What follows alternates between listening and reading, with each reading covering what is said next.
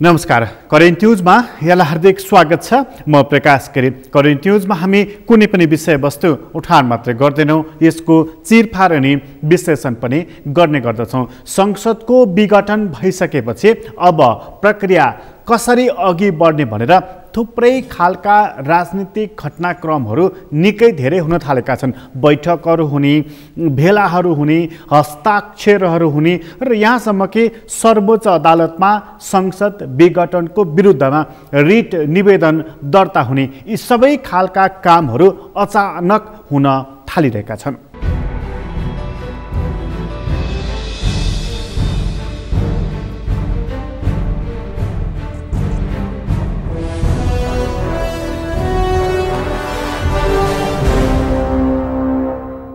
संसद विघटन भएको छ र वैशाखको 17 र 27 गते प्रतिनिधि सभाको पुनः निर्वाचन गर्ने भनेर सरकारले घोषणा गरेको छ। यो घोषणाको बारेमा राजनीतिक दलहरूले खास र ठोस धारणा अझै बनाइसकेका छैनन्। खास गरी प्रमुख राजनीतिक दलहरूले संसदको विघटन गैर संवैधानिक र गैर लोकतान्त्रिक कदम हो भनेर एउटा मोटो विज्ञप्ति जारी गरेका छन्। यसमा सर्वदलीय बैठक मार्फत उनीहरू अघि बढिरहेका छन्, तर उनीहरूले चुनावको बारेमा के गर्ने, सरकारको सन्दर्भमा के गर्ने, यही सरकार जसले जनप्रतिनिधिमूलक संस्था संसदको हत्या गरेको छ त्यसैले गराएको निर्वाचनमा भाग लिने कि नलिने अहम सवाल यहाँनिर खडा भएको छ। यस्ता थुप्रै सवालहरू छन् जहाँ राजनीतिक दलहरूले साझा धारणा बनाउनु पर्नेछ। अब त्यो क्रम पनि आरम्भ भएको छ। राजनीतिक दलहरूको काँधमा अहिले अब चुनावको लागि तयारी गर्ने कि अदालतको लागि तयारी गर्ने, यो प्रश्न महत्त्वपूर्ण प्रश्न बनेको छ। यो प्रश्न बनिरहँदाखेरि नेपाल कम्युनिस्ट पार्टीमा चाहिँ अब अर्कै परिदृश्य देखा पर्न थालेको छ। त्यहाँ संसद विघटन भइसकेपछि यो पार्टी एक भएर रहने त निश्चय पनि छैन। त्यसैले गर्दा प्रधानमन्त्री केपी ओलीले बालुवाटारमा आफू समर्थित नेपाल कम्युनिस्ट पार्टीका केन्द्रीय समितिका सदस्यहरूको अलग भेला, संसदीय दलका नेताहरू अर्थात् सांसदहरूको अलग भेला, यो प्रक्रिया सुरु भएको छ। यता प्रचण्ड माधव समूहले पनि त्यसै गरी बानेश्वरमा सांसदहरूको अलग भेला गरेका छन् र अन्य भेलाहरू पनि जारी रहेको छ। देशभरि हेर्ने हो भनेदेखि पोखरादेखि काठमाडौँसम्म कतै समर्थनमा कतै विरोधमा जुलुसहरू पनि निस्किन थालिसकेको छ। यो अहिलेको राजनीतिक परिदृश्य हो। यी केही प्रतिनिधिमूलक घटनाहरू हुन्, तर हामीले हेर्नुपर्छ अब यो घटना कसरी र कतातर्फ मोडिँदै रहेको छ भनेर। यसले कुन ठाउँसम्म पुगेर विश्राम लिन्छ भन्ने अहिलेको लागि निकै महत्त्वपूर्ण प्रश्न बनेको छ। संसदको विघटन गरिसकेपछि प्रधानमन्त्रीले यस्तो नराम्रो कदम किन चाले त, अनि यो कदम चाल्दाखेरि आफू अलोकप्रिय भइन्छ, यसको जनतामा नराम्रो असर पर्छ, राजनीतिक अस्थिरतालाई यसले निमन्त्रणा गर्छ, यी सबै कुरा प्रधानमन्त्रीलाई हेक्का हुनुपर्दछ। र पनि किन विघटन गरेको भन्ने कुरा त्यो राष्ट्रपतिको पत्रमा पनि देखिँदैन, सरकारको भनाइमा पनि देखिँदैन। त्यसैले सरकारले यसमा पक्कै पनि एउटा स्पष्टीकरण दिनेछ भन्ने मानिसहरूको अपेक्षा हिजै रहेको थियो। हिजो त त्यो अपेक्षा पुरा भएको छैन, आज चाहिँ पुरा भएको छ। त्यसैले आजको अङ्कमा प्रधानमन्त्रीको सम्बोधनदेखि लिएर ग्रुपका अलग अलग भेलाहरूले नेकपा फुट्दैछ र त्यसको तीव्र तयारी अब हुन थालेको छ भन्ने सङ्केत झल्को दिइसकेको छ। ती कुराहरूको आज हामी सविस्तार व्याख्या विश्लेषण गर्नेछौँ। कार्यक्रमको सुरुवातमा चाहिँ प्रधानमन्त्रीले संसद विघटन किन गरे त, संसद विघटन गरेर उनलाई के लाभ हुन्छ त, संसद विघटन गरिसकेपछिको उनको तयारी के छ त, हामी सुरुवातमा प्रधानमन्त्रीकै भनाइ यहाँ प्रस्तुत गर्दैछौँ।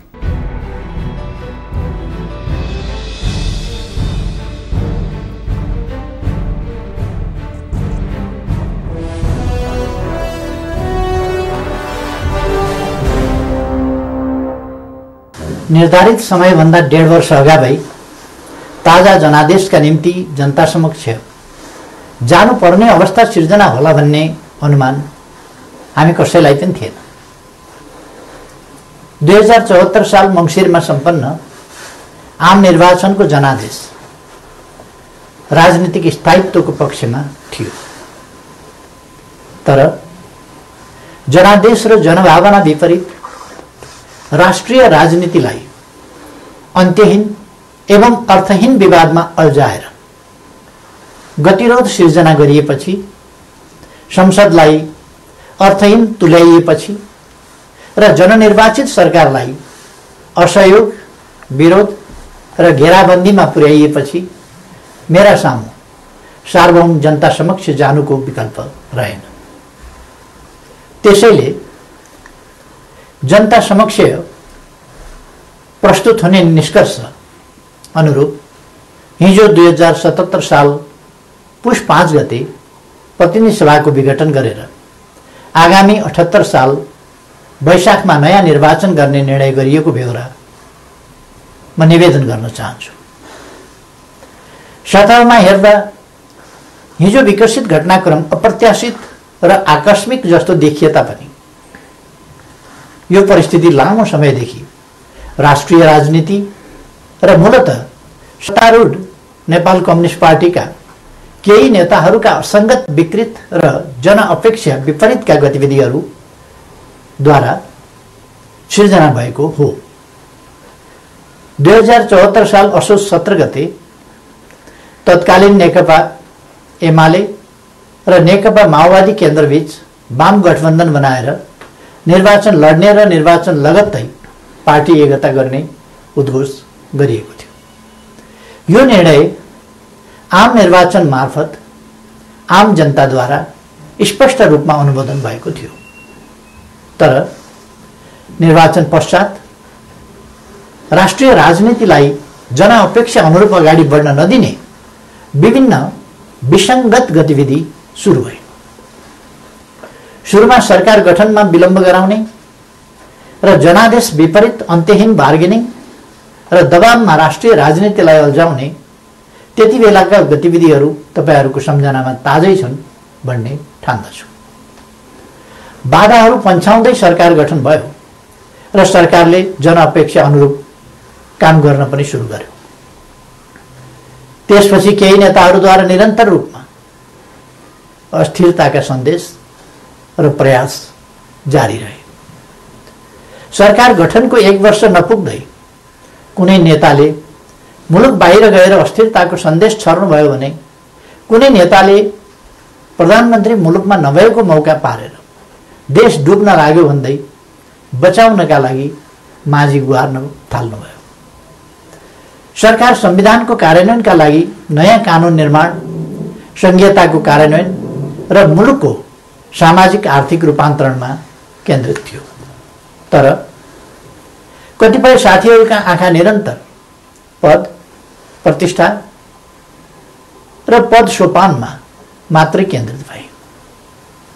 आफ्नो काँधमा आएको ऐतिहासिक अभिभारा पूरा गर्ने गरी नीति निर्माण, राज्य सञ्चालन र जनपरिचालनमा केन्द्रित हुनुपर्ने नेकपालाई केही नेताहरूले आफ्ना असन्तुष्टि, कुण्ठा र आत्मकेन्द्रित सोचहरूको बन्धक बनाउने र निष्प्रभावी तुल्याउने प्रयास गर्नुभयो। दिदीबहिनी तथा दाजुभाइहरू, समस्या समाधानका लागि दुई अध्यक्षहरूका बीचमा कार्यविभाजन गरेर एकजना सरकार र अर्कोले पार्टी सञ्चालनमा केन्द्रित हुने निर्णय भएपछि समस्या समाधान हुने अपेक्षा गरिएको थियो। मैले सोही अनुरूप आफूलाई पूर्ण रूपमा सरकारमा केन्द्रित गरेँ। यसबीचमा पार्टी काम कति अगाडि बढ्यो, एकीकरणका बाँकी काम कति पुरा भए, महाधिवेशनको तयारी कति अगाडि बढ्यो र जनतालाई समस्या परेको बेला विशाल पार्टी पंक्तिलाई कति परिचालन गरियो। यसमा मैले केही भनिरहनु पर्ला जस्तो लाग्दैन, तथ्यहरू आफै बोल्छन्। तर सरकारलाई भने राम्रोसँग चल्न दिइएन। पार्टी घोषणा पत्रको मर्म र समृद्ध नेपाल सुखी नेपालीको अभियानलाई हाँक्न सक्ने गरी योग्यता क्षमताका आधारमा मन्त्री परिषद पुनर्गठन गर्न खोज्यो भने आफ्नो र पराईका कित्ता काट गरेर टुम्बोमा पुग्न दिइएन। महत्त्वपूर्ण संवैधानिक अङ्गहरूमा रिक्तता सिर्जना हुन थाल्यो, पूर्ति गर्न पाइएन। पछाडि परेका सामाजिक समुदायको हितका लागि विभिन्न संवैधानिक आयोगहरूको व्यवस्था छ, तर 2.5 वर्षसम्म पनि त्यहाँ नियुक्ति हुन पाएन। सरकारले दूरगामी महत्त्वका काम गरेको छ। प्रतिकूलताका बीचमा पनि मुलुकले महत्त्वपूर्ण उपलब्धि हासिल गरेको छ। युगान्तकारी काम सुरु भएका छन्, तर विपक्षी दलहरूलाई पनि उछिनेर केही नेताहरू सरकारको अनन्त विरोध र नकारात्मक मनोविज्ञान सिर्जना गर्न उद्धत भइरहनु भयो। सरकारले प्रस्तुत गरेका कतिपय प्रस्तावमाथि सार्वभौम संसदलाई छलफल पनि गर्न नदिइकन जबरजस्ती रोकेर राख्यो। विगत केही महिना यता सरकार कस्तो कठिनाइ बीच काम गर्न बाध्य भयो र कस्तो घेराबन्दीको शिकार भयो भन्ने बारेमा यहाँहरू अनभिज्ञ हुनुहुन्न भन्ने म ठान्दछु।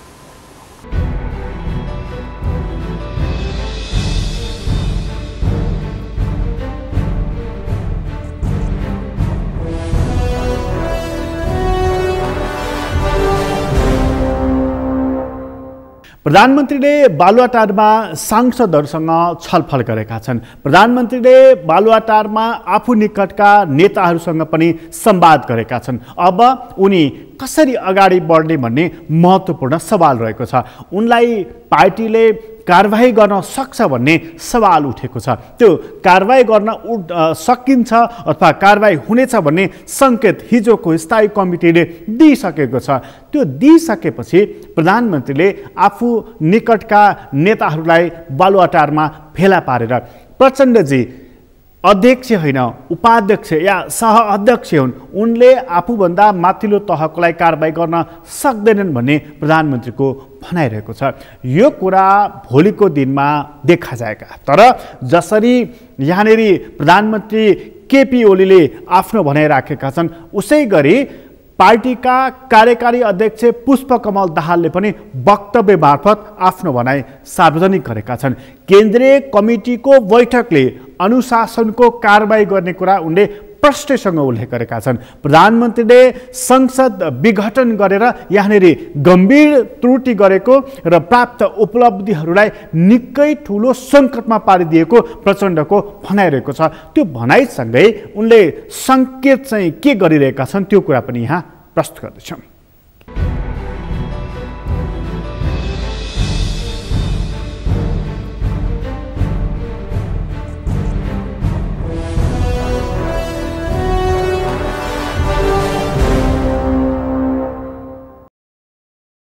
नेपाल कम्युनिस्ट पार्टी नेकपा केन्द्रीय कार्यालय काठमाडौँ नेपाल प्रेस वक्तव्य। हाम्रो पार्टीका अध्यक्ष समेत रहनुभएका प्रधानमन्त्री केपी शर्मा ओलीले चालेको प्रतिनिधि सभा विघटनको असंवैधानिक, अलोकतान्त्रिक, निरङ्कुश, पश्चगामी एवं स्वेच्छाचारी कदमलाई हिजो बसेको स्थायी कमिटीको बैठकले विरोध एवं भत्सना गर्दै पूर्ण रूपमा अस्वीकार गर्ने र पार्टी अध्यक्ष कमरेड ओलीलाई अनुशासनको कारबाहीका निम्ति स्पष्टीकरण माग्ने निर्णय गरेको विषय सार्वजनिक भइसकेको छ। म पार्टीका सम्पूर्ण नेता, कार्यकर्ता, पार्टी पङ्क्ति र आम जनसमुदायलाई के तथ्य स्पष्ट पार्न चाहन्छु भने हाम्रो पार्टी एकताबद्ध छ र कुनै व्यक्तिको पार्टी, राष्ट्र र जनता विरोधी यस प्रकारका कार्यले हाम्रो पार्टीको एकतालाई कुनै तात्विक असर पर्ने छैन। नेपाली जनताले ठूलो त्याग र बलिदानपूर्ण सङ्घर्षको परिणाम स्वरूप प्राप्त गरेको सङ्घीय लोकतान्त्रिक गणतन्त्र सहितको राजनैतिक परिवर्तनको रक्षा गर्नु आजको ऐतिहासिक कार्यभार हो। राष्ट्रको समृद्धि र नेपाली कम्युनिस्ट आन्दोलनको भविष्यका निम्ति पार्टी एकतालाई कमजोर पार्ने सबै प्रकारका प्रवृत्ति र तत्त्वहरूका विरुद्ध एकताबद्ध भएर उभिन तथा कुनै व्यक्तिको पार्टी विरोधी गतिविधिले एकीकृत पार्टीको संरचना र पार्टी एकतालाई भत्काउन सक्ने छैन र त्यस प्रकारको कुनै भ्रमात्मक प्रचारमा नपर्न पनि म सबैलाई अपिल गर्दछु। 6 पौष 2077 पुष्पकमल दाहाल प्रचण्ड अध्यक्ष।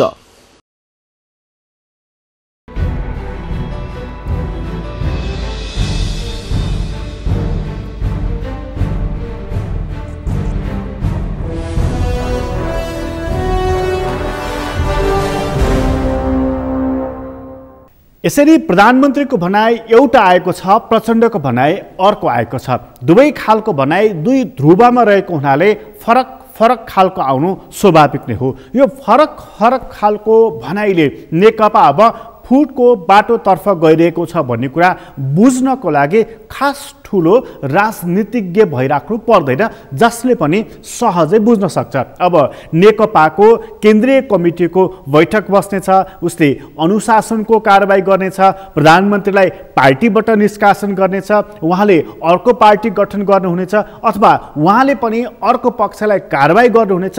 यो राजनीतिक दलहरू टुटफुटको क्रममा हुने क्रम हो। यो घटनाहरू अहिले नेकपामा भइराखेको छ, तर यसभन्दा अगाडि थुप्रै पटक थुप्रै राजनीतिक दलमा भइसकेको घटना हो, जुन नेकपामा अब पुनः हुँदै रहेको छ। त्यस्तो भइसकेपछि प्रधानमन्त्री केपी ओलीले नयाँ दल गठन गर्नेछन् कि यही नेकपाबाटै वैशाखमा हुने निर्वाचनमा भाग लिनेछन्? प्रश्न त्यहाँनिर गम्भीर ढङ्गले उठेको छ।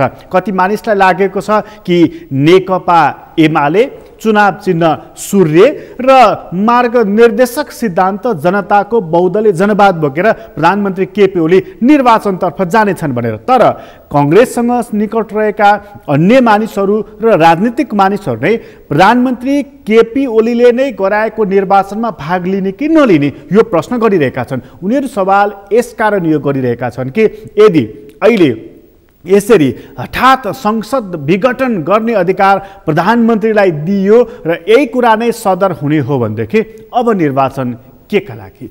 अबको निर्वाचनबाट बहुमत प्राप्त गरेर आएको राजनीतिक दलले पनि यसै गरी विघटन गरिदियो समय पुग्नुभन्दा अगाडि नै भनेदेखि त्यसको जवाफ कसले दिने?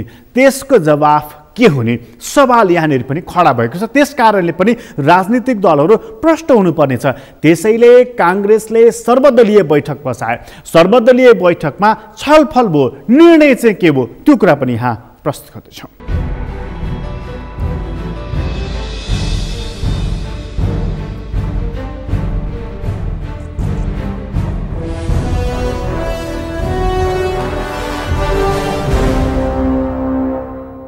तीन पार्टीको नेपाली काङ्ग्रेस, हाम्रो पार्टी र जनता समाजवादी पार्टीको बीचमा बैठक भयो।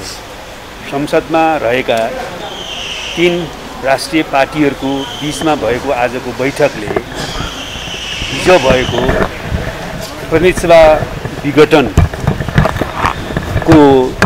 घोषणा जो गरिएको छ त्यो घोषणालाई संविधान विरोधी र अलोकतान्त्रिक कदम ठहर गरेको छ।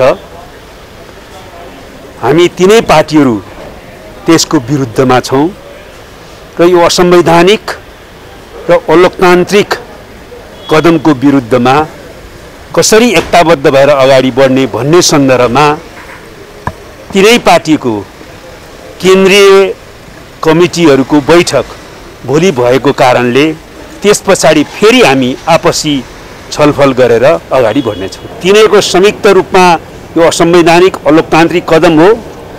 यो संविधानमा हुँदै नभएको प्रावधान प्रयोग गरियो भनेर संविधानमाथि आक्रमण हो।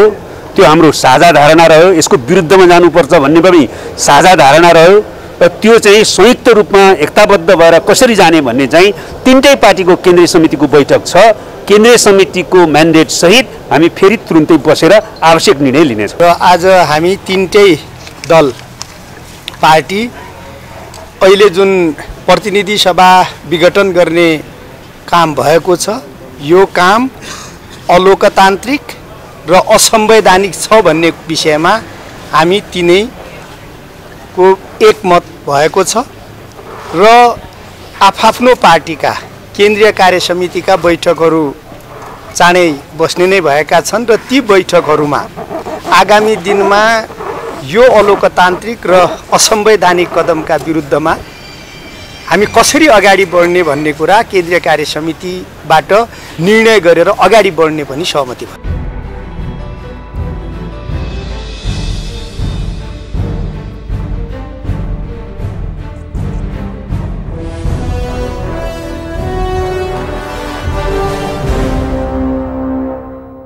राजनीतिक दलहरू अब ध्रुवीकृत भएका छन्। यहाँनिर संसद विघटन मूल मुद्दा बनेको छ, त्यसको पक्ष र त्यसको विपक्षमा यहाँनिर दलहरू ध्रुवीकृत भएका छन्। कतिपय राजनीतिक दलहरूले चुनावमा जाने कुरालाई स्वागत पर्छ भनेका छन्। राप्रपाले स्वागत गर्ने कुरा गरेको छ, जो अहिलेको व्यवस्थाको एउटा विपक्षमा छ भनेर उसलाई भन्नुपर्छ, किनभने गणतन्त्रको विपक्षमा ऊ छ र राजा चाहिन्छ भनेर भनिराखेको छ। त्यसले चुनावको वकालत गरेको छ, त्यसको पक्षमा उसले बोलेको छ। यो व्यवस्था नै ठिक छैन भनेर आन्दोलन गरिरहेको नेत्रविक्रम चन्द नेतृत्वको नेकपाले पनि यसलाई ठिकै मानेको छ, किनभने उसले यो व्यवस्था नासिएको, यो व्यवस्था बदनाम भएको उसले हेर्न चाहेको र अहिले संसद विघटन भइसकेपछि उसले यसमा मज्जा लिएको त्यो वक्तव्यका शब्द केलाएर हेर्ने हो भने त्यस्तो खालको आशय निकाल्न सकिन्छ। तर मूल राजनीतिक दलहरू अहिलेकै प्रचण्ड माधव समूह नेकपाकै एउटा तबका रहेको छ। त्यसले के भन्छ?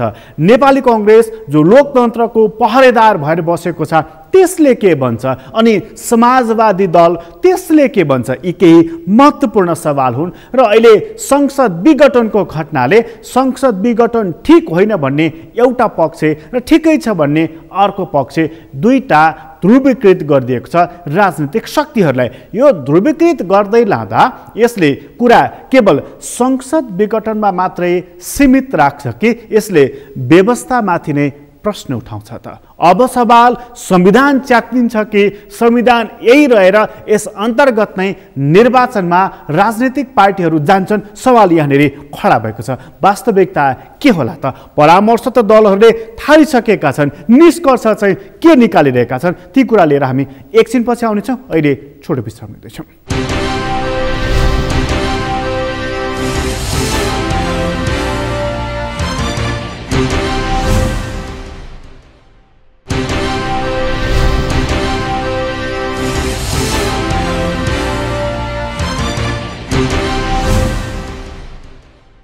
विश्रामपछि पुनः स्वागत छ। हामी करेन्ट न्युजमा छौँ र करेन्ट न्युजमा कुराकानी गर्दैछौँ संसद विघटनपछि राजनीति यति धेरै तरङ्गित भएको छ कि छिनछिनमा घटनाहरू बढिरहेका छन्। यसरी घटनाक्रमहरू बढेका छन् कि त्यो घटनाक्रमहरू हेर्दाखेरि बुझ्दाखेरि तत्कालै त्यसलाई उनेर तत्कालै त्यसको विश्लेषण गरेर निष्कर्ष निकाल्नको लागि कठिन हुने खालको अवस्था देखिएको छ। तर सजिलै भन्न सकिन्छ अब नेकपा एक रहँदैन भनेर। अनि जसरी सर्वोच्च अदालतसम्म संसद विघटनको मुद्दा पुगेको छ त्यो पनि 8-8वटा ती 8-8वटा मुद्दाहरू रिटको रूपमा जसरी अदालत पुगेका छन्, अदालतले अब फैसला के गर्छ यो अर्को महत्त्वपूर्ण प्रश्न भनेको छ। पूर्व प्रधान न्यायाधीशहरूले राय दिइसकेका छन् कि प्रधानमन्त्रीलाई संसद विघटनको अधिकार छैन भनेर। कतिपय मानिसहरू चाहिँ प्रधानमन्त्रीसँग यो अधिकार अन्तर्निहित भएको हुन्छ भनेर बताइरहेका छन्। तर संविधानमा यसरी संसदको विघटन गर्ने अधिकार छैन भनेर प्रष्टैसँग लेखिएको छ। यस्ता प्रश्नहरूमा नै विमति राखेर सरकारमै रहेका 7 जना मन्त्रीहरूले राजीनामा दिए। त्यसमध्येका एकजना मन्त्रीले संसद विघटनको लागि हर सम्भव प्रयत्न गरेको तर त्यो सम्भव नभएपछि आफूले छाडेको कुरा बताइरहेका छन्।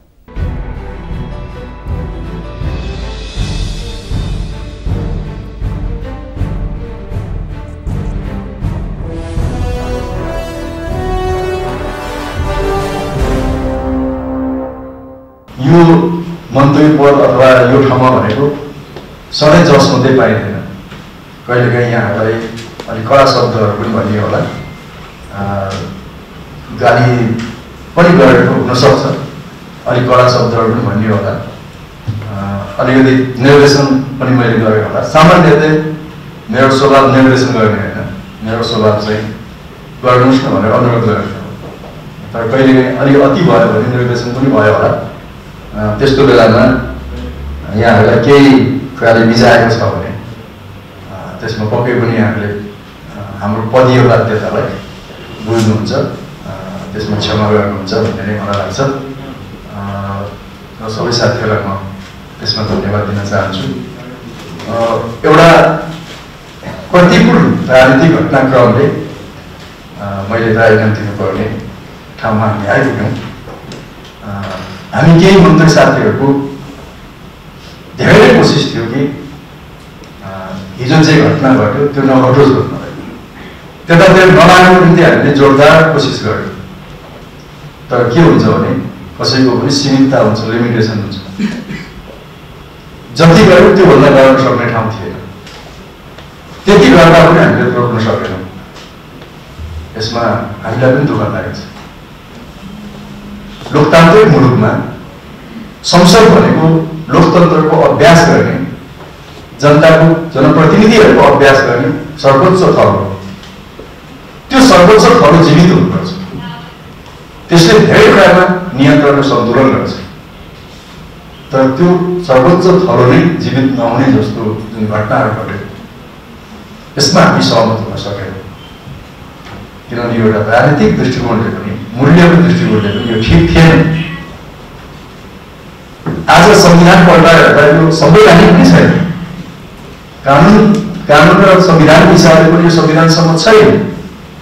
राजनीतिक हिसाबले यो राजनीतिक मूल्यसँग यसले त्यो मूल्यलाई यसले बोकेको छैन। जुनसुकै कारणले भए पनि बाध्यता होस् प्रधानमन्त्रीसँग, त्यो बेग्लै कुरा हो। ती सबै कारणहरू भए पनि यो एउटा अलोकतान्त्रिक नै हो। मसँग यस्ता कारणहरू थिए भनेर अलोकतान्त्रिक अथवा असंवैधानिक गलत काम गर्न पाइँदैन। त्यो कुरा भयो, त्यसले हामी दुखी भयौँ। सिङ्गो मुलुकै दुखी छ। आज कोही पनि मान्छे हँसिलो अनुहारमा आज प्रस्तुत भएको छैन। को पार्टीको यो पार्टी त्यो पार्टी भन्ने कुरा छैन। अनि लोकतान्त्रिक प्रक्रियाहरूमाथि गम्भीर आघात परेको भन्ने नै महसुस गरेर हामीले म लगायत केही मन्त्री साथीहरूले पदबाट राजीनामा दिएका छौँ। यसले अघि पनि मैले भने कि अलिकति हल्का महसुस भएको छ। तर यद्यपि यसलाई फेरि ट्र्याकमा ल्याउँ। मलाई विश्वास छ कि यदि यो देशका संवैधानिक अङ्गहरू स्वतन्त्र छन्, विवेक पुर्याउँछन्, त्यहाँ मानिसहरू ठिक छन् भने 100% भन्दा पनि अझ ज्यादा विश्वासका साथ म भन्छु कि संसद पुनर्स्थापना हुन्छ। मैले कन्डिसन राखेँ, यदि संवैधानिक अङ्गका मानिसहरू स्वतन्त्र छन्, विवेक पुर्याउँछन्, मुलुकप्रति संविधानप्रति जवाफदेही छन् भने यो कन्डिसन मैले भनेको छु।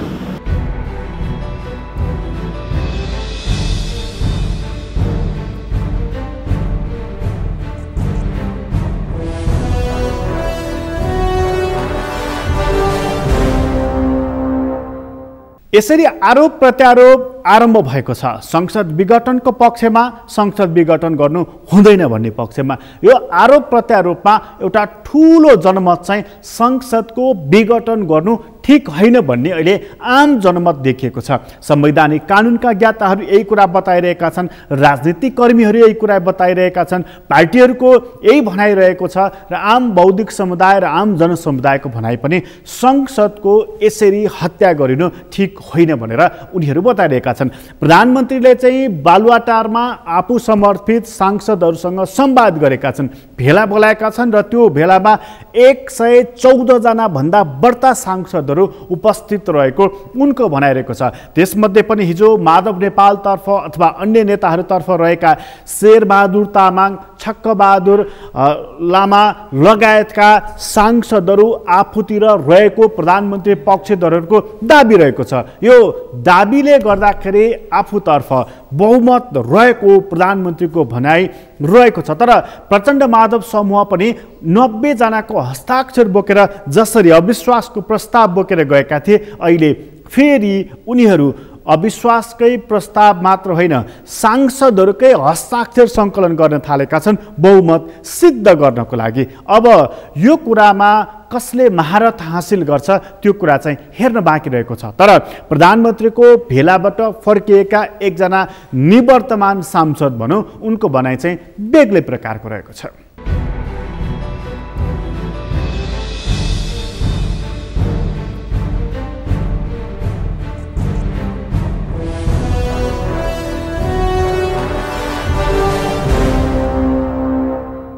संसद विघटन पश्चात पनि आगामी चुनावै तोकिसकेको अवस्थामा वैशाख 17 गते पहिलो चरणको र वैशाख 27 गते दोस्रो चरणको जुन चुनावै घोषणा भइसकेको अवस्थामा सम्माननीय प्रधानमन्त्रीज्यूले आज हामी सांसदहरूलाई हिजो विघटित संसदको सांसदहरूलाई चाहिँ उहाँ बोलाउनु भएको थियो अनि त्यो के अरे बैठकमा उहाँले भन्नुभएको छ अब सरकारलाई काम पनि गर्न नदिने पार्टी हामीले ठुलो महत्त्वका साथ अब विश्वमा चाहिँ कम्युनिस्ट आन्दोलनहरू ओह्रालो लागिरहेको बेला नेपालमा चाहिँ कम्युनिस्ट आन्दोलनहरू एक ठाउँमा आएर टुटफुट चाहिँ देखेका थियौँ जुटाएर एक ठाउँमा यत्रो ठुलो पार्टी बनाएर कम्तीमा पनि 2/3 सरकारले जनताका पक्षमा काम गरिरहेको अवस्थामा अब सरकारलाई काम गर्न पनि नदिने पार्टी पनि एकताका कामहरू चाहिँ बाँकी रहे पार्टी एकता 3 महिनामा सिद्धाउने भनेको काम पनि पार्टी एकताका काम पनि अगाडि बढाउन सकिएन र सरकारले जसरी काम गर्नु पर्थ्यो सरकारलाई पनि काम गर्न दिएन र जुन उहाँहरूले अविश्वासको प्रस्ताव लिएर जाने र प्रधानमन्त्रीलाई पनि फाल्ने र राष्ट्रपतिलाई पनि महाभियोगका कुराहरू पनि लगाउने जुन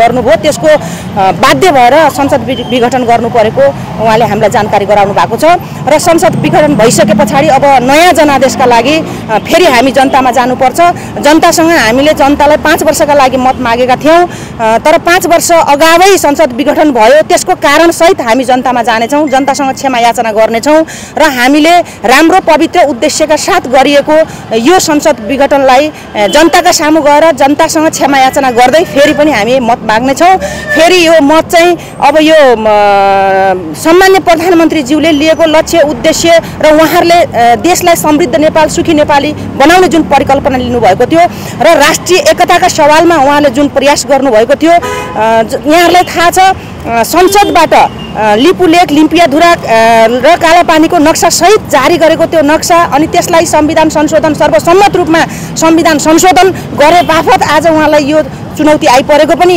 हामी सबैलाई महसुस भएको छ राष्ट्रियताका सवालमा पूर्व प्रधानमन्त्रीज्यूहरूले आफू प्रधानमन्त्री हुँदा के चाहिँ बोल्नुभयो राष्ट्रका सवालमा र भारतसँग के उहाँहरूले चाहिँ कुरा उठाउनु भयो त अहिलेको सम्माननीय प्रधानमन्त्रीज्यूले त कम्तीमा नक्सा जारी गर्नुभयो संविधान संशोधन गर्नुभयो भारतलाई चाहिँ त्यतिखेर योभन्दा पहिलाको सरकार प्रमुख हुँदाखेरि 5-6 महिना त उहाँले चाहिँ भारतले नाकाबन्दी सहनुभयो चीनसँग पारण सम्झौता गर्नुभयो र उहाँहरू आफूहरूले भएको बेला के गर्नुभएको थियो त्यो पनि म गर्नु पर्यो र अहिलेको सम्माननीय प्रधानमन्त्रीज्यूले गरेका जनताका पक्षमा गरेका यो देशलाई समृद्ध बनाउनका लागि गरेका कुराहरूलाई लिएर तपाईहरु चाहिँ जनादेशका लागि जानुस् भनेर आज सांसदहरूले चाहिँ हाम्रो दोहोरो संवाद भएको होइन सम्माननीय प्रधानमन्त्रीज्यू महासचिवज्यू स्थायी समिति सदस्य लेखराज भट्टज्यूले स्पष्ट निर्देशन दिनुभएको छ जनतासँग बरु हामी माफी मागौँला हामीले किन संसद विघटन गर्यौं भन्ने कुरा स्पष्ट जनतालाई जानकारी दिउँला र फेरि हामी नयाँ जनादेशमा जानुपर्छ भनेर उहाँहरूले हामीलाई निर्देशन दिनुभएको छ पार्टीको विषयमा पार्टीको विभाजन त अहिले भन्न मिलेन किनभने पार्टीको अब केन्द्रीय कमिटीको बैठक फर्स्ट प्रधानमन्त्री कमरेड केपी ओली नै हो उहाँले केन्द्रीय कमिटी बोलाउनुहुन्छ हामी केन्द्रीय कमिटीको बैठकमा हामी जान्छौँ कारबाही त हाम्रो विधानमा कहीँ पनि यो विधानले परिकल्पना गरेको छैन तत्कालीन नेकपा एमालेलाई 60% तत्कालीन माओवादीलाई 40% दिएको थियो र तत्कालीन माओवादी अल्पमतमा पर्ने भएको हुनाले त्यतिखेर चाहिँ अल्पमत र बहुमतको हाम्रो विधानले परिकल्पना गरेको छैन जुन सरासर गलत हो अहिले पनि उहाँहरूले चाहिँ बहुमतको आडमा जुन कारबाही गरे भन्नुभएको छ त्यो पार्टीको विधान विपरीत छ त्यो कुनै हालतमा पनि नेकपाका कार्यकर्तालाई स्वीकार्य हुँदैन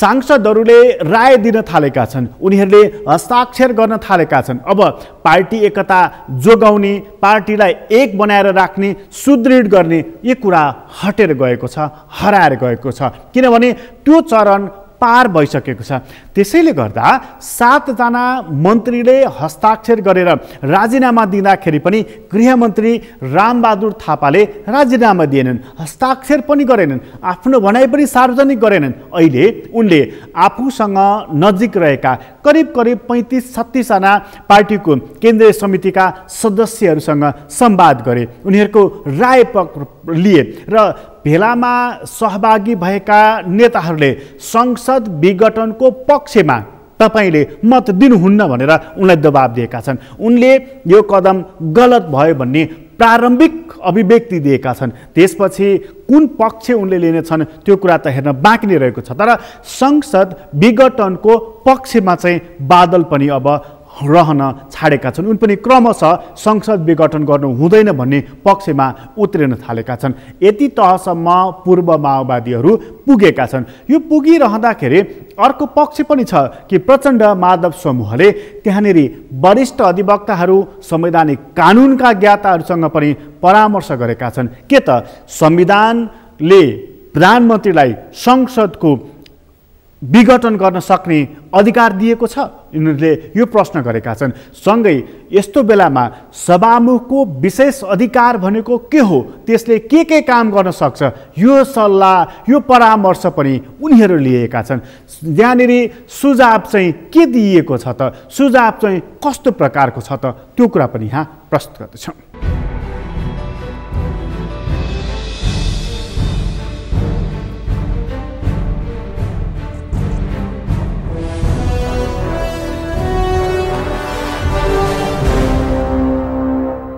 फिर्ता दिने, त्यस कारणले उहाँले भनेर हुँदैन यो चाहिँ संसद विघटन भएको छैन भन्ने नै कुरा हो। त्यसमा चाहिँ शम्भु थापा हुनुहुन्थ्यो, पूर्व बारका अध्यक्षहरू हुनुहुन्थ्यो प्राय, अनि वर्तमान बारको अध्यक्ष पनि हुनुहुन्थ्यो, अनि कानुन यो संविधानसँग सम्बन्धित विज्ञ सबै अध्यक्षज्यूले चाहिँ के भन्नुभयो, के अध्यक्षले तपाईँहरूको सुझाव सुनियो। संसद विघटन भएको छैन, यो गैर संवैधानिक हो, यो चाहिँ नि भनेर हामीले हिजो पनि भनेका छौँ, अहिले हामी छलफल गर्छौँ।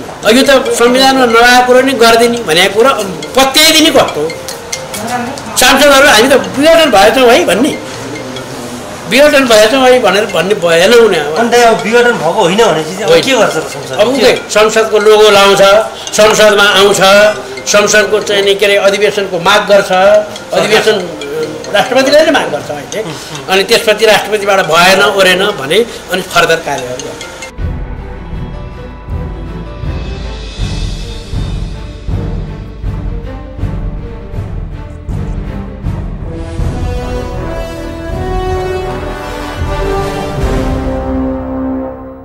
छलफल परामर्शहरू निकै भइराखेको छ, तीव्र गतिमा भइराखेको छ।